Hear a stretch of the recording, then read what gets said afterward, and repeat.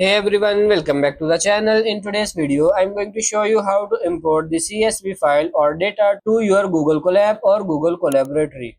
First of all, open your Google Colab and then you have to import Pandas library and then you can name it whatever you want and then you have to write the function pdf dot read underscore CSV and parenthesis, then go to the file section and here you can see the sample data.